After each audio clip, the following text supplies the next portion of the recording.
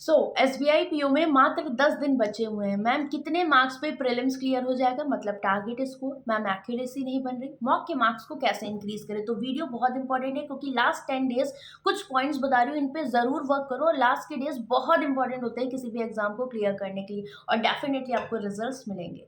तो सबसे पहला पार्ट है कि मैम टारगेट स्कोर। तो देखो आपकी 1500 वैकेंसीज है, ये मान के मत चलो कि नहीं मुझे 50s में मार्क्स लाने हैं, 50s में ही कट ऑफ जाएगी। नहीं, 60 to 65 एटलीस्ट आपको अपना टारगेट स्कोर मान के चलना है अगर आप रियल में एग्जाम को क्लियर करना चाहते हो। दूसरा पॉइंट मैम, फ्लक्चुएशन बहुत है मार्क्स का, 40 आ रहे हैं कभी 60। इसका रीजन पता है क्या है? आपके नंबर ऑफ अटेम्प्ट, आप क्वेश्चन का जो सिलेक्शन कर रहे हो ना वो डिफरेंट हो जाता है, क्योंकि हर मॉक का एक तो लेवल डिफरेंट है, तो उससे मार्क्स फ्लक्चुएट होते हैं। दूसरा, आप क्या चूज कर रहे हो इस पर भी बहुत सारी चीजें डिपेंड करती है।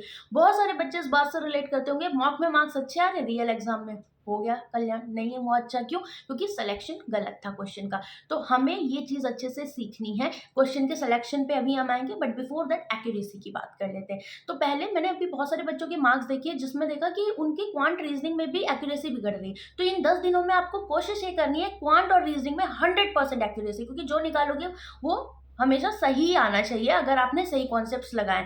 इंग्लिश में थोड़ा बहुत एक्यूरेसी बिगड़ती है, उसको चलो हम मानते हैं, क्योंकि जिन बच्चों के अगर नंबर ऑफ अटेम्प्ट्स इंक्रीज नहीं करते हैं तो उनके इंग्लिश में मार्क्स नहीं आते। तो आपके मार्क्स अटेम्प्ट्स करना जरूरी है, क्योंकि 40 मार्क्स सबसे ज्यादा वेटेज आपका इंग्लिश का है। 20 मिनट सबके लिए, 30-30 नंबर का आपका क्वांट रीजनिंग है। अब बात कर लेते हैं क्वांट की। ठीक है, क्वांट में क्या है, 3 से 4 नंबर का नाम मात्र का स्पीड मैथ्स है, जिसको ढूंढ के फटाफट आपने कर लिया ना। अब आप किस पे जाते हो? डीआई पे जाते हो। डीआई चूज कर रहे हो, बहुत स्मार्टली करना है, क्योंकि लास्ट ईयर एसबीआई आईबीपीएस ने खेला किया था कि डीआई कैलकुलेटिव दे दी थी, जिसमें बच्चे फंस गए थे, या आपने स्टार्टिंग में कोई इन्होंने कैलकुलेटेड डीआई दे दी, आपका कल्याण हो जाएगा, आप 10 नंबर से ज्यादा नहीं ला पाओगे। तो इसलिए हमें चूज करना है डीआई। अगर डेटा इंटरप्रेट कर रहे हो तो देखो 30 से 40 सेकंड में अगर डेटा इंटरप्रेट हो रहा है तो हम उस डीआई को अटेम्प्ट करेंगे। क्वेश्चन बहुत लेंथी है ज्यादा, तो उस डीआई को हम पहले टच नहीं करेंगे। ठीक है, और हमें इन 10 दिनों में ये कोशिश करनी है, अगर हम डीआई का डेटा इंटरप्रेट कर रहे हैं, डिफरेंस बेस्ड है जो भी है, तो 30 से 40 सेकंड के अंदर उस काम को करें। जैसे मैंने आपके 1 शॉट्स लिए डीआई और अर्थमेटिक के, उन्हें जरूर देख लेना। ठीक है, भोकाल सीरीज में आपके ऐड है।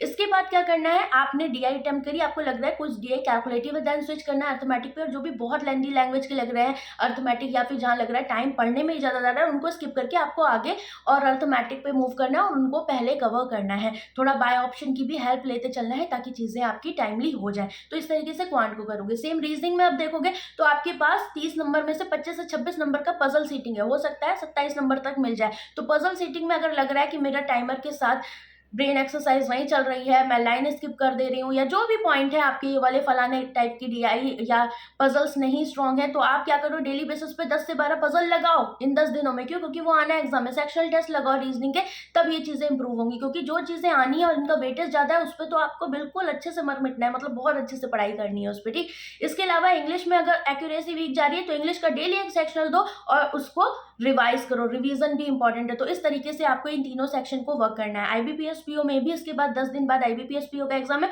उसमें भी ये चीजें हेल्प करेंगी। अगर आप चाहते हो आईबीपीएस पीओ की भी एक डिटेल स्ट्रेटेजी ऐसी बनाई जाए, आप मुझे कमेंट करके बताना। साथ में एक चीज और आपको देखनी है कि डेली बेसिस पे मॉक्स दो और सेक्शनल टेस्ट दो। ठीक है, जो भी सेक्शन लग रहा है जहां पर आपकी कमांड नहीं आ रही। इसके अलावा एक पॉइंट और ध्यान रखना है, जो भी मॉक्स देते हो उनकी एनालिसिस अच्छे से किया करो और देखा करो कि इस मॉक में क्या चीज थी, टॉपर से किया, हमारा परसेंटाइल कितना है, 90% प्लस आ रहा है, देन अच्छी बात है। टारगेट स्कोर मैंने बता दिया 60 to 65 करना है। आपके मॉक में मार्क्स कितने आ रहे हैं मुझे कमेंट करके बताओगे। साथ में लाइव मॉक सॉल्विंग सेशंस मैंने कराए, उनको जरूर देखा करो। जैसे मैं आपको बोलती हूँ ना, लास्ट के 5 मिनट अर्थमेटिक के लिए बचाओ, उससे क्या होता है आप देखोगे ऑटोमेटिकली आपके अटेम्प्ट्स पे और आपकी अर्थमेटिक में इंप्रूवमेंट दिखेगा। तो इस तरीके से मॉक्स को अटेम्प्ट किया करो कि अपना ब्रेक कर करके टाइमिंग को। मैंने आपको लाइव मॉक करवाए, उनमें भी आप ये चीजें सीखोगे, तो वो बहुत इंपॉर्टेंट है। बाकी गाइडली के मॉक्स पे ऑफर चल रहा है, तो अभी ऑफर एंड होने वाला है। 199 रुपीज में आपको 1 ईयर के लिए सारे मॉक्स मिल रहे हैं, प्री मेंस सेक्शनल, तो आप इन्हें ले सकते हो। साथ में क्वांट का बैच, जिन बच्चों का मेंस नहीं रेडी है, तो सेवियर 4.0 वन स्टॉप सोल्यूशन है।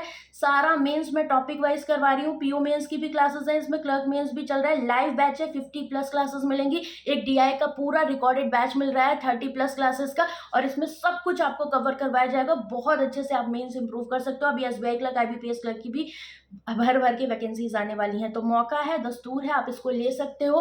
प्राइसिंग बहुत रीजनेबल है, 25% डिस्काउंट इस पे चल रहा है। You can use code Meenakshi. साथ में रुद्रा 7.0 बेसिक टू एडवांस जो बैच है उस पर भी ऑफर है, और कंप्लीट क्वांट सब्सक्रिप्शन पे भी ऑफर है। तो आप इनको चाहो ले सकते हो। सारी लिंक्स मैं कॉमेंट सेक्शन में दे दूंगी, और कॉमेंट करके आपको बताना है कि आपका स्कोर कितना आ रहा है मॉक में इस बार, ठीक है। तो ऑल द वेरी बेस्ट, और 10 दिन तक इन चीज़ों पे वर्क करो। और एक बात और ध्यान रखना, जैसे ही एडमिट कार्ड आउट होता है अपना उसी टाइम पे मॉक जरूर देना, जैसे डेली एग्जाम दे रहे हो तो उससे नर्वसनेस जो होती है ना वो थोड़ी कम होगी। तो उस तरीके से डेली आपको 8 से 10 दिन देना है अपना मॉक। और ऑल द वेरी बेस्ट, अच्छे से पढ़ाई करो, सब कुछ अच्छा होगा।